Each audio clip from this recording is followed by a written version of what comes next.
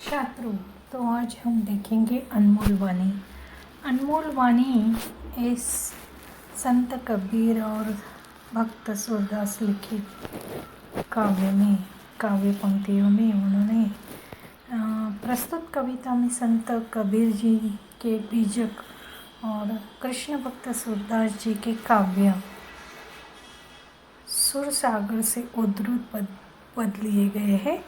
कबीर मनुष्य के सद्व्यवहार और सद्गुणों पर बल देते हैं। सूरदास जी ने कृष्ण की बाल सुलभ बातों जैसे दूध नहीं पीना, माता द्वारा छोटी बढ़ने का प्रलोभन देना, बालक का मनपसंद माखन रोटी न देने की शिकायत करना आदि का सुंदर वर्णन किया गया है। यानी बाल लीलाओं का यहाँ पर वर्णन किया गया है। देखेंगे हम यहाँ पर पहले हम देखेंगे संत कबीर और भक्त सूरदास जी का परिचय। संत कबीर जी का जन्म लगभग 1398 उत्तर प्रदेश में हुआ। मृत्यु लगभग 1518 उत्तर प्रदेश में हुई। भक्तिकालीन निर्गुण काव्य धारा के संत कवि कबीर मानवता एवं समता के प्रबल समर्थक थे। प्रमुख कृतियाँ साखी, सबद, रामायणी, इन तीनों का संग्रह बीजक नामक ग्रंथ से लिया गया है। भक्त सूरदास जी का जन्म लगभग 1478 आगरा उत्तर प्रदेश में हुआ। मृत्यु उनकी 1563 में से 1591 के बीच मानी जाती है। परिचय: सूरदास जी वात्सल्य रस के सम्राट माने जाते हैं। आपका नाम कृष्ण भक्ति धारा को प्रवाहित करने वाले कवियों में सर्वोपरि है। प्रमुख कृतियाँ सुरसागर, सुरसारावली, साहित्य लहरी, नल दमयंती आदि प्रसिद्ध हैं। यहाँ संत कबीर दास ने अपने दोहों में मनुष्य को सद्गुणों को अपनाकर आगे बढ़ने को कहा है। भक्त सूरदास रचित यह पद सुरसागर महाकाव्य से लिया गया है। इसमें श्री कृष्ण की बाल सुलभ लीलाओं का वर्णन किया गया है। तो देखेंगे हम, तो यहाँ पर ये जो है ये है संत कबीर और ये जो है ये सूरदास जी है। तो देखेंगे हम संत कबीर क्या कहते हैं। पहले हम पूरी कविता को पढ़ेंगे, संत कबीर जी की कविता को पढ़ेंगे। उसके बाद भक्त सूरदास की कविता को पढ़ेंगे। जैसा भोजन खाइए तैसा ही मन होए, जैसा पानी पीजिए तैसी बानी होए, ऐसी बानी बोलिए मन का आपा खोए, औरन को शीतल करे आपो शीतल होए।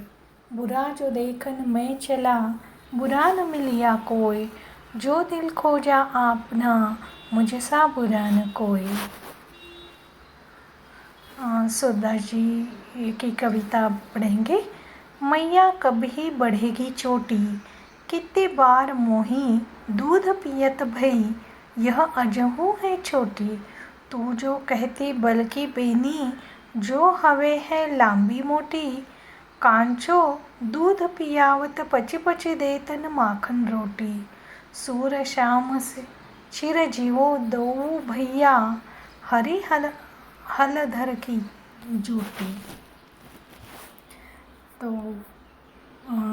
इन शब्दों के अर्थ हम देखेंगे। तो तैसा यानी वैसा, तैसी यानी वैसी, बानी यानी वानी, आपा यानी अहंकार, औरेन यानी औरों, आपो यानी स्वयं भी, मिलिया यानी मिला, कोई यानी कोई, कबही यानी कब, चोटी यानी चुटिया, शिखा वेनी, अजहू अब ही, बेनी बेनी चोटी, जो की तरह, कांचो यानी कच्चा, पची पची यानी बार बार, चिरंजीव यानी लंबी आयु, दो यानी दोनों, हलधर यानी बलराम और जोटी यानी जोड़ी। अब हम दो दो पंक्तियों का अर्थ देखेंगे। तो पहले कबीर जी के जो दोहे हैं उनके बारे में हम जानकारी लेंगे। जैसा भोजन खाइया तैसा ही मन होए, जैसा पानी पीजिए तैसी बानी होए। तो यहाँ पर संत कबीर जी कहते हैं कि हम जैसा भोजन करेंगे वैसा ही हमारा मन होता जाएगा। उसी प्रकार हम जैसा जल पीते हैं वैसे ही हमारी भाषा यानी वाणी हो जाती है। अर्थात सादा, शुद्ध, सात्विक आहार और पवित्र जल ग्रहण करने से हमारा मन और वाणी पवित्र हो जाते हैं। कहने का अर्थ यह है कि खान पान का हमारे शरीर पर बहुत प्रभाव पड़ता है और इसीलिए यहाँ पर कबीर जी कहते हैं कि जैसा भोजन खाइए तैसा ही मन होए, जैसा पानी पीजिए तैसी वाणी होए। और इसीलिए मनुष्य ने अपने भोजन के लिए सदैव जागरूक रहना चाहिए। कैसा भोजन उसका होना चाहिए, तो भोजन का प्रभाव मनुष्य पर क्या होता है वह हम देखेंगे। सुखी रहने के लिए स्वस्थ रहना आवश्यक है। शरीर स्वस्थ रहता है तो मन स्वस्थ रहता है। शरीर की तंदुरुस्ती भोजन पर निर्भर करती है।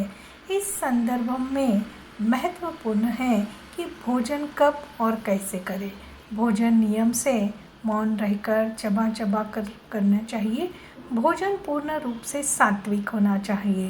राजसी भोजन गरिष्ठ होने के कारण शरीर को रुग्ण बनाता है। वही तामसी भोजन करने से शरीर, मन और बुद्धि पर घातक प्रभाव पड़ता है। इनसे अनेक प्रकार की बीमारियां उत्पन्न हो जाती हैं। मन तामसी स्वभाव वाला क्रोधी, चिंताग्रस्त और चिड़चिड़ा हो जाता है। बुद्धि स्थूल और जड़ प्रकृति की हो जाती है। ऐसे लोगों का हृदय मानवीय संवेदनाओं से शून्य हो जाता है।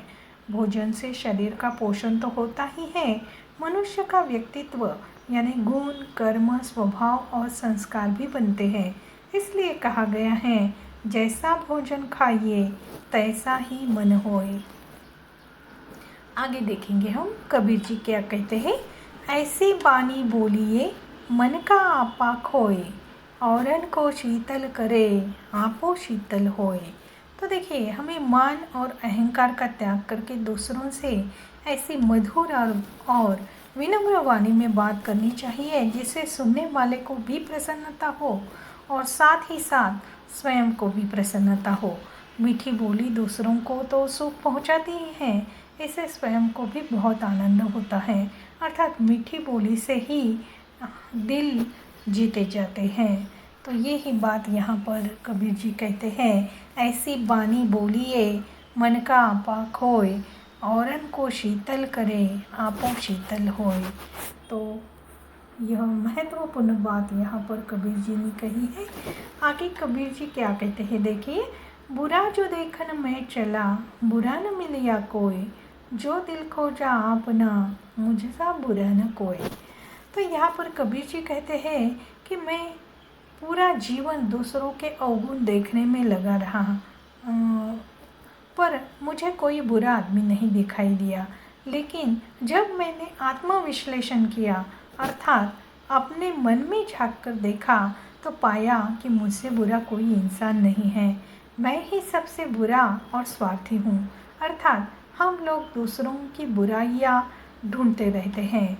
अगर अपने अंदर झांक कर देखें तो पाएंगे कि हमसे बुरा दूसरा इंसान, हम ही सबसे बुरे इंसान हैं, हमसे बुरा कोई नहीं है। तो यहाँ पर कबीर जी अपनी गलतियों को देखने को कहते हैं, अपनी बुराइयों को देखने को कहते हैं। ज़्यादातर मनुष्य क्या करता है, अपनी बुराइयों की ओर नज़रअंदाज करता है और दूसरों की बुराइयां देखने में ही अपना जीवन बिता देता है। तो ये गलत बात है, ये बात यहाँ पर उन्होंने समझाई है। आगे देखिए, सूरदास जी ने कृष्ण की बाल लीलाओं का किस प्रकार से वर्णन किया है। मैया कब ही बढ़ेगी चोटी, कितने बार मोही दूध पियत भई, यह अजहू है छोटी, तू तो कहती बल्कि बेनी, जो हवे है लांबी मोटी, कांचो दूध पियावत बच बच देतन माखन रोटी, सूर श्याम चिरजो दो भैया हरिहर धर की जोटी। तो यहाँ पर बालक कृष्ण माता यशोदा से बाल सुलभ वाणी में पूछते हैं, माँ मेरी चोटी कब बढ़ेगी? तुम तो कहती थी कि दूध पीने से मेरी चोटी बढ़ जाएगी। मुझे दूध पीते हुए बहुत समय हो गया है, पर यह आज भी छोटी की छोटी ही है। तुम तो कह रही थी कि दूध पीने से मेरी चोटी बलदाऊ यानी भैया से मेरी चोटी जो है वह लंबी और मोटी हो जाएगी। इस बहाने तुम बार बार मुझे कच्चा दूध पिलाती हो और मुझे मक्खन रोटी खाने को नहीं देती हो। सूरदास जी कहते हैं कि भगवान श्री कृष्ण और बलराम दोनों भाइयों की जोड़ी चिरंजीवी हो। तो यहाँ पर इस प्रकार से ये सूरदास जी ने जो वर्णन किया है बाल लीलाओं का, माता यशोदा और कृष्ण का ये संभाषण जो है यहाँ पर, और उनके संवाद से उन्होंने ये बात कही है कि कृष्ण जो है वह दूध पीना नहीं चाहते हैं, लेकिन माँ जो है उन्हें कुछ बहाने से दूध पिलाना चाहती हैं और फिर वह उन्हें इस प्रकार से कहती है कि तुम अगर दूध पियोगे तो तुम्हारी बलराम जितनी ही चोटी जो है वह लंबी हो जाएगी। लेकिन कृष्ण कहते हैं मैं तो कितने दिनों से दूध पीता रहा हूँ, लेकिन फिर भी बलराम जितनी लंबी चोटी मेरी नहीं हुई है। तो इस प्रकार से यहाँ पर वह शिकायत यशोदा से करते हैं।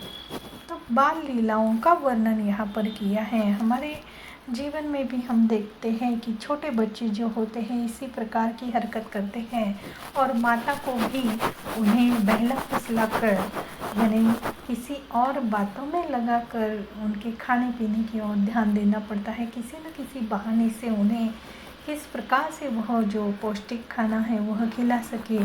तो इस और माता का ध्यान होता है और इसके लिए वह अलग अलग जो तरीके हैं ढूंढ निकालती है और उन्हें खाना पीना खिलाती है पिलाती है।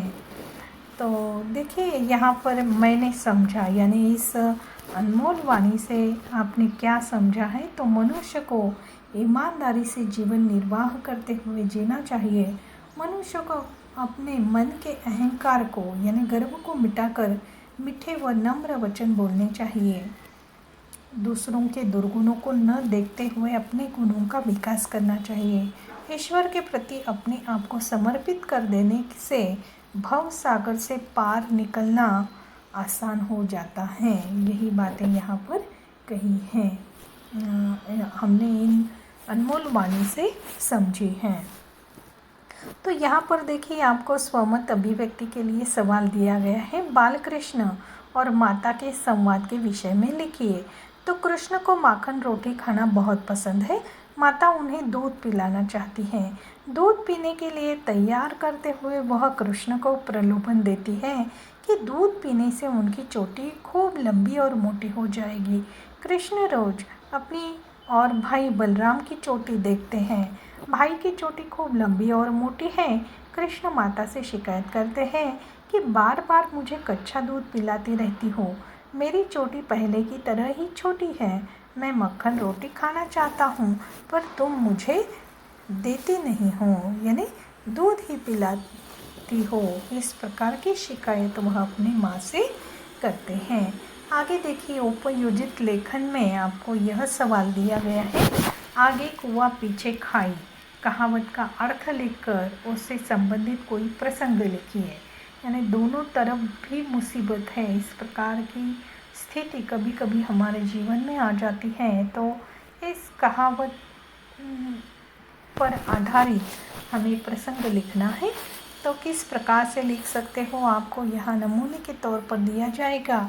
आप अपने मन से कोई और प्रसंग आपके जीवन में ऐसा प्रसंग आया होगा या आपके नहीं तो आपके कोई रिश्तेदार है जो मित्र हैं उनके जीवन में ऐसा प्रसंग आया है तो उसका वर्णन आपको लिखना है। रमेश अपने स्कूल की क्रिकेट टीम का कप्तान था। जल्दी ही पास के शहर में क्रिकेट मैच होने वाला था जिसके लिए अपने स्कूल से रमेश का चुनाव किया गया। इसी बीच यूनिट परीक्षा प्रारंभ हो गई। रमेश चाहता था कि वह परीक्षा न देकर दूसरे स्कूलों के खिलाड़ियों के साथ क्रिकेट का अभ्यास करे। उसने स्कूल के प्राचार्य को एक प्रार्थना पत्र दिया कि मेरे पिताजी रोगग्रस्त होकर अस्पताल में भर्ती हैं। उनकी सेवा शुश्रूषा के लिए मुझे उनके पास रहना होगा।